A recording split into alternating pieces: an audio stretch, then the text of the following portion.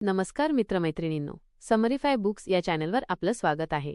आज आपण बोलणार आहोत जोसेफ मर्फी यांनी लिहिलेल्या बिलीव्ह इन युअरसेल्फ या पुस्तकाबद्दल. मित्रांनो, आपण आपल्या आयुष्यात अनेक वेळा अडखळतो. आपल्याला स्वतःवर विश्वास वाटत नाही. पण खरा यशाचा मंत्र काय आहे? स्वतःवर विश्वास ठेवणे. जोसेफ मर्फी या सुप्रसिद्ध लेखकाने या पुस्तकातून आपल्याला एक महान गुपित सांगितलं आहे. तुमच्या अवचेतन मनात अमर्याद शक्ती दडलेली आहे. तुम्ही स्वतःवर विश्वास ठेवला तर हे मन तुमचं संपूर्ण आयुष्य बदलून टाकेल. चला तर मग सुरुवात करूयात आजच्या आपल्या या पुस्तकाला. मित्रांनो, आपण लहानपणापासून एक गोष्ट सतत ऐकत आलो आहोत. स्वतःवर विश्वास ठेवा. पण खरंच याचा अर्थ काय आहे? स्वतःवर विश्वास ठेवणं म्हणजे आपल्या आत दडलेल्या शक्तीला ओळखणं. आपण फक्त माणूस नाही, आपल्या आत देवाची अमर्याद शक्ती आहे. ही शक्ती जर आपण मान्य केली तर अशक्य असं काहीच उरत नाही. जोसेफ मर्फी सांगतात की जगातील प्रत्येक महान व्यक्तीने आधी स्वतःवर विश्वास ठेवला. थॉमस एडिसनला लोकांनी वेडा म्हटलं, पण त्याने स्वतःवर विश्वास ठेवला आणि बल्ब शोधला. महात्मा गांधींकडे सैन्य नव्हतं, पैसा नव्हता, पण आत्मविश्वासाच्या बळावर त्यांनी देशाला स्वातंत्र्य दिलं. म्हणून लक्षात ठेवा, जग तुमच्यावर तेव्हाच विश्वास ठेवतं जेव्हा तुम्ही स्वतःवर ठेवता. मी नाही करू शकत, ही सर्वात मोठी चूक. आपण अनेकदा असं म्हणतो, माझ्यात क्षमता नाही, मी गरीब आहे, मी हुशार नाही, माझं नशीब खराब आहे. पण हे वाक्य म्हणजे आत्मघातक विषासारखं आहे. कारण तुम्ही जे बोलता तेच तुमच्या अवचेतन मनात साठतं आणि ते खरं होतं. जर तुम्ही सतत मी नाही करू शकत म्हणाल तर खरंच काहीच करू शकणार नाही. पण जर तुम्ही म्हणाल मी करू शकतो कारण माझ्यात देवाची शक्ती आहे, तर संपूर्ण जग तुमच्या बाजूने काम करायला लागतं. विश्वास म्हणजेच आकर्षण शक्ती. विश्वास हा एक प्रकारचा चुंबक आहे. ज्याच्याकडे स्वतःवर विश्वास असतो त्याच्याकडे संधी धावत येतात. ज्याच्याकडे आत्मविश्वास नसतो त्याला कितीही संधी मिळाल्या तरी तो त्यांचा उपयोग करू शकत नाही. म्हणूनच मर्फी सांगतात, तुमच्या मनातला विश्वास हा तुमच्या भविष्याचा शिल्पकार आहे. आपल्यापैकी अनेक जण स्वतःची तुलना दुसऱ्यांशी करतात. तो हुशार आहे, मी नाही. त्याच्याकडे पैसा आहे, माझ्याकडे नाही. ती सुंदर आहे, मी नाही. हे विचार म्हणजे स्वतःच्या पायावर धोंडा मारण्यासारखं आहे. मर्फी म्हणतात, तुमच्या आतली शक्ती तुम्हाला इतरांपेक्षा वेगळं बनवते. स्वतःला कमी लेखणं म्हणजे देवाच्या दिलेल्या देणगीचा अपमान करणं. मित्रांनो, आत्ताच एक छोटा प्रयोग करून बघा. डोळे बंद करा आणि मनाशी म्हणा, मी कमजोर आहे, मी काही करू शकत नाही. कसं वाटतं? थकवा, निराशा, भीती वाटते. आता पुन्हा डोळे बंद करा आणि म्हणा, मी शक्तिशाली आहे. माझ्या आत देवाची अमर्याद शक्ती आहे. मी जे ठरवेन ते करू शकतो. आता कसं वाटतं? ऊर्जा, आत्मविश्वास, शांतता. हेच पुरावा आहे की तुमचे विचारच तुमचं वास्तव घडवतात. मित्रांनो, जोसेफ मर्फी यांच्या मते आपलं मन 2 भागांत विभागलेलं आहे. 1. चेतन मन, कॉन्शियस माइंड. हे म्हणजे आपण जाणीवपूर्वक वापरत असलेलं मन. आपण काय बोलतो, काय वाचतो, काय ऐकतो, हे सगळं चेतन मनाच्या पातळीवर होतं. उदाहरणार्थ, आपण आत्ता माझं बोलणं ऐकताय, हा अनुभव तुमच्या चेतन मनात आहे. 2. अवचेतन मन, सबकॉन्शियस माइंड. हे म्हणजे आपलं गुप्त भांडार. यात तुमचे विश्वास, आठवणी, भावना, भीती आणि सवयी साठलेल्या असतात. तुम्ही जे सतत विचार करता ते हळूहळू अवचेतन मनात साठतं आणि नंतर हेच अवचेतन मन तुमचं आयुष्य नियंत्रित करतं. साधं उदाहरण, जेव्हा तुम्ही सायकल शिकत होता तेव्हा सुरुवातीला लक्ष द्यावं लागलं. पण काही दिवसांनी ती क्रिया तुमच्या अवचेतन मनात गेली आणि आता तुम्ही सहज सायकल चालवू शकता. 1. अवचेतन मन म्हणजे बीज पेरण्याची शेतजमीन. जोसेफ मर्फी सांगतात, तुमचे विचार म्हणजे बीज आणि अवचेतन मन म्हणजे शेत. जर तुम्ही सकारात्मक विचार पेराल, मी यशस्वी होईन, मी निरोगी आहे, मी श्रीमंत आहे, तर अवचेतन मन ते वाढवतं. जर तुम्ही नकारात्मक विचार पेराल, मी अपयशी आहे, माझं नशीब खराब आहे, तर ते सुद्धा वास्तवात उतरतात. त्यामुळे अवचेतन मनाला काय द्यायचं हे ठरवणं तुमच्या हातात आहे. 2. अवचेतन मन नेहमी ऐकत असतं. अवचेतन मनाला फरक पडत नाही की तुम्ही गंमत करताय की खरं बोलताय. ते फक्त तुम्ही काय वारंवार बोलता आणि विचार करता ते स्वीकारतं. उदाहरण, जर तुम्ही सतत म्हणाल मला आठवत नाही, माझी स्मरणशक्ती कमजोर आहे, तर अवचेतन मन ते खरं मानतं आणि खरंच विसरणं सुरू होतं. पण जर तुम्ही सतत म्हणाल माझी स्मरणशक्ती धारदार आहे, मी लगेच लक्षात ठेवतो, तर अवचेतन मन ती प्रोग्रॅमिंग स्वीकारतं आणि तुमची स्मरणशक्ती सुधारते. 3. अवचेतन मन म्हणजे अंध सेवक. अवचेतन मन म्हणजे एका आज्ञाधारक नोकरासारखं आहे. तो प्रश्न विचारत नाही, तो फक्त आदेश पाळतो. तुम्ही सकारात्मक आदेश दिलात, तो यश निर्माण करतो. तुम्ही नकारात्मक आदेश दिलात तो अपयश निर्माण करतो. म्हणून मर्फी सांगतात, तुमच्या तोंडातून निघणारा प्रत्येक शब्द हा तुमच्या अवचेतन मनासाठी आज्ञा आहे. 4. मानसिक प्रतिमांची ताकद. अवचेतन मनाला चित्र, इमेजेस खूप लवकर समजतात. म्हणूनच तुम्ही जेव्हा एखादं ध्येय साध्य करण्याचं ठरवता तेव्हा त्याची मानसिक प्रतिमा तयार करा. उदाहरण, जर तुम्हाला एखाद्या मुलाखतीत यश मिळवायचं असेल तर आधी मनात स्वतःला आत्मविश्वासाने उत्तर देताना, हसताना आणि निवड झाल्याचं ऐकताना बघा. ही प्रतिमा अवचेतन मनात कोरली जाते आणि नंतर वास्तवात घडते. 5. अवचेतन मन झोपेत सर्वाधिक सक्रिय असतं.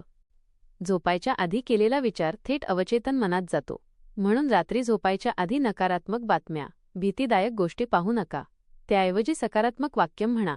मी शांत आहे, मी निरोगी आहे, मी यशस्वी आहे. ही वाक्यम तुमच्या अवचेतन मनाला प्रोग्रॅम करतात. उदय फिनिक्स स्मरण यशस्वी डॉक्टर जोसेफ मर्फी एका डॉक्टरचं उदाहरण देतात. तो डॉक्टर नेहमी म्हणायचा, माझं हात म्हणजे देवाचं साधन आहे. मी ज्या रुग्णावर उपचार करतो तो नक्की बरा होतो. हळूहळू ही वाक्यम त्याच्या अवचेतन मनात बसली. परिणामी त्याचे रुग्ण खरोखरच लवकर बरे होऊ लागले आणि तो एक यशस्वी लोकप्रिय डॉक्टर झाला. मित्रांनो, अवचेतन मन म्हणजे आपल्या आयुष्याचा इंजिन आहे. जे विचार तुम्ही वारंवार करता ते अवचेतन मनात साठतात. अवचेतन मन विचारांचा भेद करत नाही, ते फक्त आदेश पाळतं. सकारात्मक विचार आणि प्रतिमा दिल्या तर यश मिळतं. नकारात्मक विचार दिले तर अपयश येतं. म्हणून अवचेतन मनाला नेहमी सकारात्मक प्रोग्रॅमिंग द्या. मित्रांनो, आत्तापर्यंत आपण पाहिलं की स्वतःवर विश्वास ठेवणं का आवश्यक आहे आणि अवचेतन मन कसं काम करतं. आता आपण जाणून घेऊया विश्वासाची जादू. जोसेफ मर्फी सांगतात, फेथ म्हणजे आधीच यश आलंय असं मनापासून मानणं. जरी वास्तव वेगळं असलं तरी तुमचं मन ज्या गोष्टीला मानतं ती शेवटी वास्तव बनते. 1. विश्वास म्हणजे काय? विश्वास म्हणजे डोळ्यांनी दिसण्याआधी मनाने पाहणं. आज तुमच्याकडे पैसा नसेल, पण जर तुम्ही ठाम विश्वास ठेवलात की मी श्रीमंत होणारच, तर तो पैसा येईल. आज तुम्ही अपयशी असाल, पण जर तुम्ही विश्वास ठेवलात की मी यशस्वी होणार, तर परिस्थिती बदलणारच. विश्वास म्हणजे भविष्यातील स्वप्न आधीच वास्तव म्हणून स्वीकारणं. 2. विश्वास आणि शंका. विश्वास आणि शंका हे दोन विरोधी प्रवाह आहेत. विश्वास म्हणजे सकारात्मक ऊर्जा, शंका म्हणजे नकारात्मक ऊर्जा. मर्फी सांगतात, तुम्ही एकाच वेळी विश्वास आणि शंका बाळगू शकत नाही. शंकेला जागा दिली तर विश्वास नष्ट होतो, पण विश्वासाला धरून राहिलात तर शंका नाहीशी होते. 3. विश्वासाने पर्वत हलवता येतात. ही फक्त म्हण नाही, तर वास्तव आहे. विश्वास असलेल्या माणसाला कुठलाही डोंगर अडवत नाही. उदाहरण, एका गरीब शेतकऱ्याने नेहमी स्वतःला यशस्वी शेतकरी म्हणून पाहिलं. त्याच्याकडे साधनं नव्हती, पण त्याचा विश्वास प्रबळ होता. तो रोज मनाशी म्हणायचा, देव माझ्या मेहनतीला यश देईल. हळूहळू त्याला योग्य मदत मिळाली, पाऊस चांगला झाला आणि काही वर्षांत तो खूप मोठा जमीनदार बनला. हा बदल फक्त त्याच्या विश्वासामुळे झाला. 4. विश्वास म्हणजे मानसिक प्रतिमा जिवंत करणं. जोसेफ मर्फी सांगतात, विश्वास हा एक मानसिक चित्रपट आहे जो सतत तुमच्या मनात चालतो आणि अवचेतन मन तो चित्रपट वास्तवात बदलतं. उदाहरण, एखादा विद्यार्थी जर स्वतःला अपयशी समजत असेल तर तो कितीही अभ्यास केला तरी परीक्षेत यशस्वी होणार नाही. पण जर त्याने ठाम विश्वास ठेवला की मी आत्मविश्वासाने लिहीन आणि मी नक्की पास होईन, तर तो यशस्वी होतो. 5. विश्वास कसा वाढवायचा? विश्वास म्हणजे स्नायूसारखा आहे. जितका सराव कराल तितका मजबूत होतो. 1. लहान ध्येयांपासून सुरुवात करा. छोट्या गोष्टींवर विश्वास ठेवायला शिका. उदा. आजचा दिवस आनंदी जाईल. 2. सकारात्मक ॲफर्मेशन्स म्हणा. रोज स्वतःला सांगा, मी शक्तिशाली आहे, मी सक्षम आहे, मी यशस्वी आहे. 3. भूतकाळातील यश आठवा. जेव्हा तुम्ही आधी काही साध्य केलंय त्याचा विचार करा. त्याने तुमचा आत्मविश्वास वाढेल. 4. दृश्य प्रतिमा तयार करा. जे हवंय ते मनात बघा. उदा. स्वतःला स्टेजवर बोलताना, टाळ्या मिळताना, यश साजरा करताना. 6. विश्वास आणि दैवी शक्ती. जोसेफ मर्फी यांचं मत आहे की विश्वास म्हणजे देवाशी जोडणं. देव आपल्या आत आहे. जेव्हा तुम्ही विश्वास ठेवता तेव्हा तुम्ही त्या दैवी ऊर्जेला सक्रिय करता. म्हणूनच मर्फी म्हणतात, विश्वास म्हणजे प्रार्थना पूर्ण होण्याची खात्री. मित्रांनो, विश्वास म्हणजे डोळ्यांनी दिसण्याआधी मनाने पाहणं. शंका विश्वासाला कमजोर करते, पण ठाम विश्वास डोंगर हलवतो. विश्वास वाढवण्यासाठी सकारात्मक ॲफर्मेशन्स, मानसिक प्रतिमा आणि लहान ध्येय साधा. विश्वास म्हणजेच दैवी शक्तीला जागं करणं. मित्रांनो, यशाच्या वाटेवर आपल्याला अडवणारं सर्वात मोठं अडथळा काय आहे, माहीत आहे का? ते म्हणजे भीती. भीती ही डोंगरासारखी दिसते, पण प्रत्यक्षात ती आपल्या मनातली एक कल्पना असते. जोसेफ मर्फी सांगतात, भीती म्हणजे नकारात्मक विश्वास. जसं तुम्ही विश्वास ठेवल्यावर यश आकर्षित करता, तसंच भीती ठेवल्यावर अपयश आकर्षित करता. 1. भीती कशी जन्माला येते? लहानपणापासून आपण भीतीचं संस्कार घेतो. असं केलंस तर पडशील. जास्त स्वप्न पाहू नकोस, अपयशी ठरशील. लोक काय म्हणतील? ही वाक्यं आपल्या अवचेतन मनात साठतात आणि भीतीत रूपांतरित होतात. म्हणजेच भीती ही वास्तव नसते, ती आपल्या मनातल्या विचारांची सावली असते. 2. भीतीचे प्रकार. 1. अपयशाची भीती, मी हरलो तर काय? 2. गरिबीची भीती, माझ्याकडे पैसे नसतील तर? 3. नाकारले जाण्याची भीती, लोकांनी मला नाकारलं तर? 4. आजारी पडण्याची भीती, मी बरा नाही झालो तर? 5. मरणाची भीती, सर्वात मोठी भीती. मर्फी सांगतात, यापैकी 95% भीती कधीच वास्तवात घडत नाहीत. आपण स्वतःच मनाने तयार केलेले भास असतात. 3. भीतीचं सत्य. कल्पना करा, तुम्ही रात्री एकटे चालत आहात. अंधारात एखादं झाड हललं आणि तुम्हाला वाटलं कोणीतरी लपलंय. भीती निर्माण झाली, पण जवळ गेल्यावर दिसलं की ती फक्त झाडाची सावली आहे. अशाच प्रकारे भीती नेहमी सावलीसारखी असते, सत्य नव्हे. 4. भीतीवर मात कशी करावी? 1. भीतीला सामोरं जा. भीतीपासून पळू नका. तुम्हाला ज्या गोष्टीची भीती वाटते त्या गोष्टीला हळूहळू सामोरं जा. उदा. लोकांसमोर बोलण्याची भीती असेल तर सुरुवातीला 2 लोकांसमोर बोला, नंतर 10, नंतर 50. 2. सकारात्मक वाक्यं वापरा. भीती वाटली की मनाशी म्हणा, मी देवाच्या शक्तीने संरक्षित आहे. माझ्या आत भीती नाही, फक्त आत्मविश्वास आहे. ही वाक्यं अवचेतन मनात जाऊन भीतीची जागा आत्मविश्वासाने घेतात. 3. कल्पनाशक्ती वापरा. भीती म्हणजे नकारात्मक चित्र, ते बदलून सकारात्मक चित्र मनात आणा. उदा. अपयशाची भीती वाटत असेल तर मनात स्वतःला यशस्वी होताना पहा. 4. भीतीचं रूपांतर कृतीत करा. मर्फी सांगतात, भीतीवर मात करण्याचा सर्वोत्तम मार्ग म्हणजे कृती. तुम्हाला एखाद्या परीक्षेची भीती वाटत असेल तर तयारी सुरू करा. तुम्हाला पैशांची भीती वाटत असेल तर कामाला लागा. उदाहरण. एका तरुणाला लोकांसमोर बोलण्याची भीती होती. तो नेहमी पळ काढायचा. पण एके दिवशी त्याने मर्फी यांची शिकवण पाळली. तो रोज स्वतःला म्हणू लागला, मी आत्मविश्वासाने बोलतो. स्वतःला प्रेक्षकांसमोर बोलताना कल्पना करू लागला आणि हळूहळू छोट्या गटांसमोर बोलायला सुरुवात केली. काही महिन्यांत त्याची भीती पूर्णपणे नाहीशी झाली आणि तो एक यशस्वी वक्ता झाला. मित्रांनो, भीती ही वास्तव नसून मनातली सावली आहे. ज्या भीतीची आपण कल्पना करतो त्यापैकी 95% गोष्टी कधीच घडत नाहीत. भीतीवर मात करण्यासाठी 1. तिला सामोरं जा. 2. सकारात्मक वाक्य म्हणा. 3. सकारात्मक चित्र तयार करा. 4. कृती करा. मित्रांनो, जोसेफ मर्फी सांगतात, तुमच्या मनात जी प्रतिमा आहे तीच प्रत्यक्ष आयुष्यात प्रकट होते. याला मेंटल इमेजरी किंवा व्हिज्युअलायझेशन असं म्हणतात. तुमचं अवचेतन मन शब्दांपेक्षा चित्र पटकन समजतं. म्हणून जर तुम्हाला यशस्वी व्हायचं असेल तर आधी मनात यशाची प्रतिमा रंगवणं आवश्यक आहे. 1. मानसिक प्रतिमा का महत्त्वाच्या आहेत? आपलं अवचेतन मन कल्पना आणि वास्तव यात फरक करत नाही. त्याला जे चित्र दाखवलं जातं तेच तो स्वीकारतो. उदाहरण. तुम्ही एखादा भयानक सिनेमा पाहिला. जरी तो फक्त पडद्यावर चालू होता तरी तुमच्या शरीराला भीती वाटली.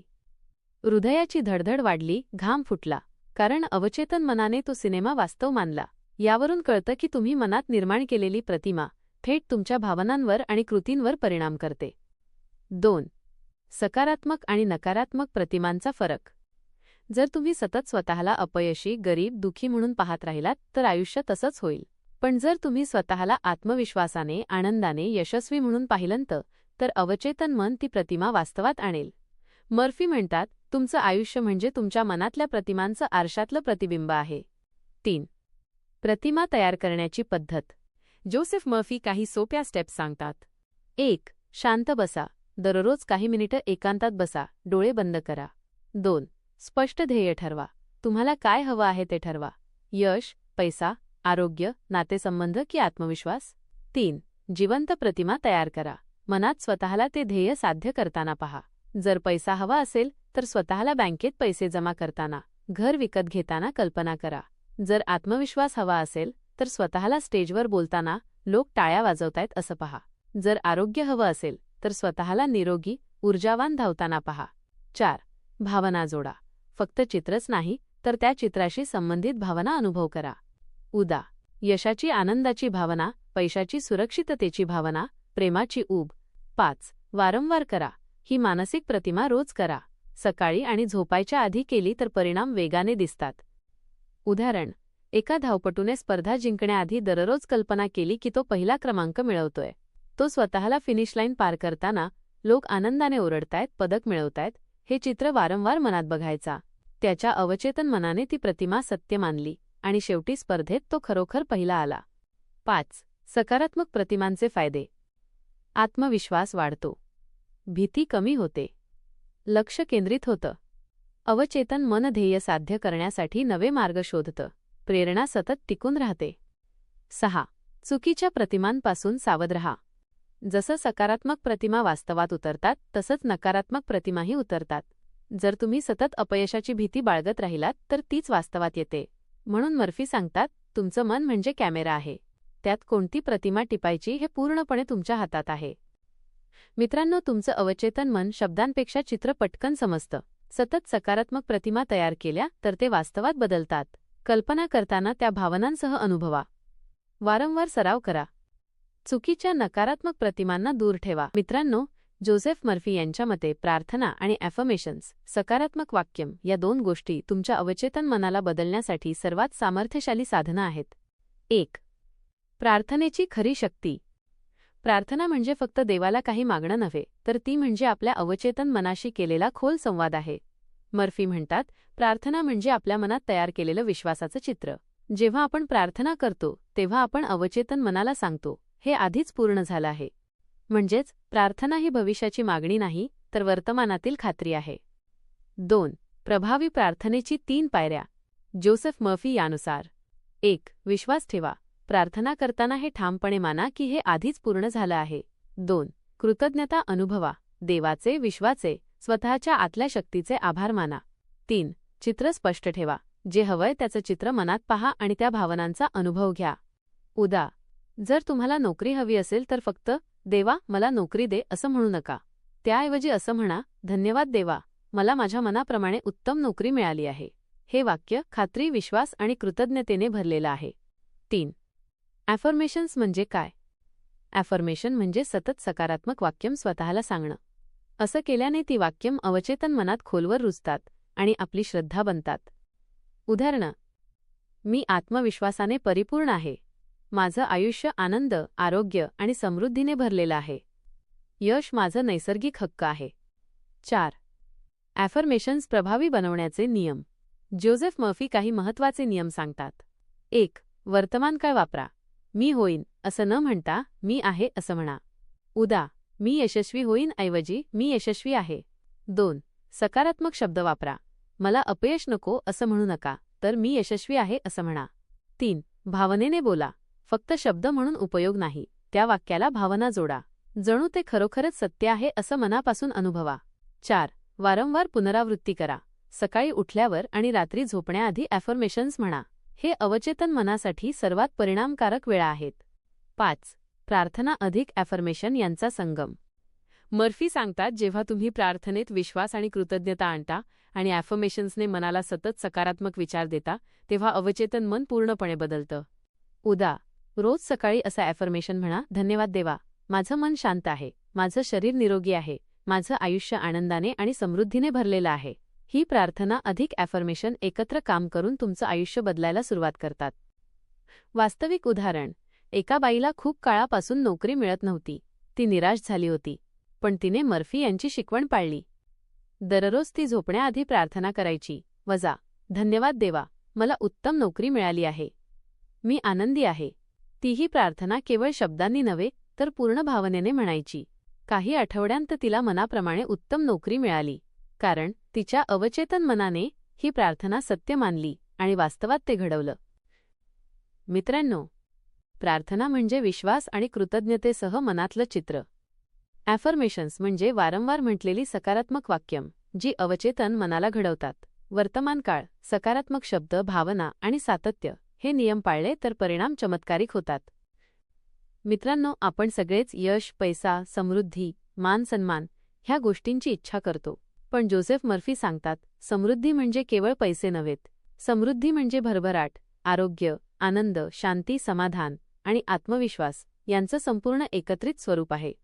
म्हणजेच यश आणि समृद्धी ही बाहेरून मिळणारी गोष्ट नाही, ती आतून सुरू होते. 1.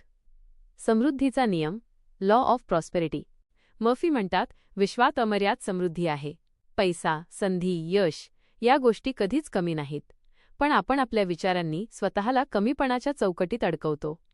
म्हणजेच जर आपण सतत पैसे कमी आहेत, संधी मिळत नाहीत, माझं नशीब वाईट आहे असं विचारलं तर अवचेतन मन तीच वास्तवात आणतं.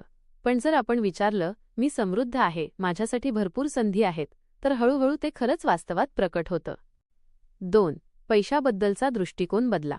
मर्फी सांगतात, पैशाला वाईट, लालची, पापाचं कारण समजू नका. पैसा ही फक्त ऊर्जा आहे जी चांगल्या कार्यासाठी वापरता येते. जर तुम्ही पैशाबद्दल नकारात्मक दृष्टिकोन ठेवलात तर अवचेतन मन तुम्हाला त्यापासून दूर ठेवेल. पण जर तुम्ही पैशाला आशीर्वाद, साधन, समृद्धीचं प्रतीक म्हणून पाहिलं तर पैसा सहज तुमच्याकडे आकर्षित होईल. 3. यश आकर्षित करण्याची मानसिकता. यशस्वी लोकांमध्ये एक समान गोष्ट असते. ते नेहमी यशाची प्रतिमा मनात ठेवतात. ते अपयशावर नाही तर संधींवर लक्ष केंद्रित करतात. मर्फी सांगतात, तुमचं अवचेतन मन यशासाठी तयार करा. स्वतःला यशस्वी पहा, अनुभवा आणि त्यानुसार कृती करा. 4. समृद्धी आकर्षित करण्यासाठी काही तंत्र. 1. कृतज्ञता, ग्रॅटिट्यूड. प्रत्येक दिवसाची सुरुवात धन्यवादने करा. ज्या गोष्टी तुमच्याकडे आहेत त्याबद्दल आभार माना. आरोग्य, कुटुंब, ज्ञान, संधी. कृतज्ञता म्हणजे जणू विश्वाला आमंत्रण देणं, आणखी समृद्धी येऊ दे. 2. ॲफर्मेशन्स. मी समृद्ध आहे. माझ्या आयुष्यात दररोज नवीन संधी येतात. पैसा सहज आणि योग्य मार्गाने माझ्याकडे येतो. ही वाक्यं वारंवार म्हणा, विशेषतः झोपण्याआधी. 3. यशाची प्रतिमा तयार करा. मनात स्वतःला आधीच यशस्वी झालेलं पहा. स्वतःला चांगल्या घरात राहताना, उत्तम आरोग्यात जगताना, लोक तुमचं कौतुक करताना, तुम्ही इतरांना मदत करताना. 4. कृती करा. फक्त विचार करून नाही तर पावलं उचला. मर्फी सांगतात, विश्व तुमच्या विचारांना उत्तर देतं, पण कृतीशिवाय विचार निष्फळ होतात. उदाहरण, एक व्यापारी नेहमी पैशाची तक्रार करत असे. बाजार खराब आहे, ग्राहक नाहीत, माझं नशीब वाईट आहे. त्याचा व्यापार सतत तोट्यात जात होता. पण एके दिवशी त्याने मर्फी यांची शिकवण ऐकली आणि दृष्टिकोन बदलला. त्याने रोज ॲफर्मेशन्स म्हटली, माझा व्यापार भरभराटीला आला आहे. माझे ग्राहक आनंदाने परत परत येतात. त्याने दुकानात ग्राहकांना हसतमुखाने स्वागत करायला सुरुवात केली. हळूहळू ग्राहक वाढले आणि त्याचा व्यापार खरोखर फुलू लागला. 6. समृद्धी मिळवण्यासाठी टाळाव्या लागणाऱ्या चुका. पैशाबद्दल नकारात्मक बोलणं. हे माझ्यासाठी नाही, मी गरीबच राहणार. इतरांच्या यशावर मत्सर करणं. त्याला मिळालं पण मला नाही. संधी असूनही आळस करणं. सतत भीती आणि कमतरतेवर लक्ष केंद्रित करणं. या सवयींनी समृद्धी तुमच्यापासून दूर जाते. मित्रांनो, समृद्धी ही बाहेरून मिळणारी वस्तू नाही, ती आतून सुरू होते. पैसा, यश, संधी या गोष्टींचा प्रवाह सतत विश्वात आहे. तुम्ही विचारांनी आणि भावनांनी त्या प्रवाहाशी जोडले गेलात तर समृद्धी तुमच्याकडे आपोआप आकर्षित होते. कृतज्ञता, सकारात्मक ॲफर्मेशन्स, यशाची प्रतिमा आणि योग्य कृती हे समृद्धीचे खरे रहस्य आहेत. मित्रांनो, आपल्याला सगळ्यांना आरोग्य, ताकद आणि दीर्घायुष्य हवं असतं. पण अनेकदा आपण आजार, वेदना आणि भीतीमध्ये अडकतो. जोसेफ मर्फी सांगतात, तुमच्या शरीराचं खऱ्या अर्थाने नियंत्रण तुमच्या अवचेतन मनाकडे आहे. म्हणजेच तुमच्या अवचेतन मनाला जे विचार आणि भावना देता तेच तुमच्या शरीरात परावर्तित होतात. 1. मन आणि शरीराचा संबंध. मर्फी यांच्या मते शरीर हे अवचेतन मनाचं आरशातील प्रतिबिंब आहे. जर मनात भीती, राग, चिंता, नैराश्य भरलं असेल तर शरीर आजारी पडतं. पण जर मनात विश्वास, शांतता, प्रेम, आनंद भरलेलं असेल तर शरीर निरोगी राहतं. विज्ञानसुद्धा मान्य करतं की 70% आजार मानसिक तणाव आणि नकारात्मक विचारांमुळे होतात. 2. उपचाराची खरी सुरुवात. मर्फी म्हणतात, औषधं मदत करतात, पण खरी उपचारशक्ती तुमच्या अवचेतन मनातून येते. जेव्हा तुम्ही मनात खोलवर ठरवता की मी बरा आहे, माझं शरीर निरोगी आहे, तेव्हा अवचेतन मन शरीरातील पेशींना त्या दिशेने काम करण्याचा आदेश देतं. 3. आरोग्य निर्माण करण्यासाठी तंत्र. 1. आरोग्याचे ॲफर्मेशन्स. दररोज स्वतःला म्हणा, माझं शरीर परिपूर्ण आहे, प्रत्येक पेशी माझ्या आरोग्यासाठी काम करते, मी ऊर्जेने आणि ताकदीने भरलेली आहे. ही वाक्यं वारंवार मनात घाला. 2. कल्पनाशक्तीचा वापर. व्हिज्युअलायझेशन, डोळे बंद करा आणि कल्पना करा. शरीर निरोगी आहे. रक्त शुद्ध आहे. हृदय जोराने आणि ताकदीने धडधडतंय. तुम्ही आनंदाने धावताय, हसताय, खेळताय. अवचेतन मन ही प्रतिमा वास्तवात बदलू लागतं. 3. शांततेची सवय. मन शांत ठेवा. रोज 5 ते 10 मिनिटं ध्यान करा. श्वासावर लक्ष द्या. शांत मनामुळे शरीरावर सकारात्मक परिणाम होतो. 4. भीती दूर करा. मर्फी सांगतात, आजारी पडण्याची भीती ही आजारापेक्षा मोठा आजार आहे. जर तुम्ही सतत मी बरा होणार नाही असं विचारलं तर बरे होणं कठीण होतं. म्हणून भीतीऐवजी विश्वास ठेवा. माझ्या आतल्या देवशक्तीमुळे मी निरोगी आहे. 4. उपचाराचं वास्तव उदाहरण. एका माणसाला गंभीर त्वचारोग होता. औषधं काम करत नव्हती. तो दररोज मर्फी यांचं तंत्र वापरू लागला. रोज स्वतःला म्हणायचा, माझी त्वचा स्वच्छ आहे, सुंदर आहे, निरोगी आहे. डोळे बंद करून स्वतःची निरोगी प्रतिमा पाहायचा. भीती काढून टाकून विश्वास ठेवायचा. काही महिन्यांत त्याची त्वचा पूर्णपणे बरी झाली. डॉक्टरांनी सुद्धा मान्य केलं की त्याच्या मनाच्या शक्तीमुळे उपचार शक्य झाले. 5. आरोग्यासाठी आहार आणि विचार. मर्फी सांगतात, फक्त खाल्लेलं अन्न शरीर घडवत नाही, तर विचारांचं अन्नही शरीर घडवतं. जर सतत नकारात्मक विचार खाल्ले तर शरीर आजारी होतं. जर सतत सकारात्मक विचार खाल्ले तर शरीर निरोगी राहतं. मित्रांनो, आपलं आयुष्य कितीही यशस्वी असलं, पैशांनी भरलेलं असलं, तरी जर नातेसंबंध चांगले नसतील तर आनंद अपूर्णच राहतो. जोसेफ मर्फी सांगतात, खऱ्या सुखाचं मूळ प्रेम आणि सुसंवादात आहे. म्हणूनच नातेसंबंध सुधारण्यासाठी आणि खऱ्या प्रेमाला आकर्षित करण्यासाठी अवचेतन मनाचं योगदान अत्यंत महत्त्वाचं आहे. 1. नातेसंबंध बिघडण्याचं मूळ कारण. बहुतेक वेळा नातेसंबंध तुटतात ते बाह्य गोष्टींमुळे नाही तर मनातील नकारात्मक प्रतिमांमुळे. तो नेहमी मला समजत नाही, ती नेहमी चुकीचं बोलते, आमचं नातं कधीच सुधारू शकत नाही.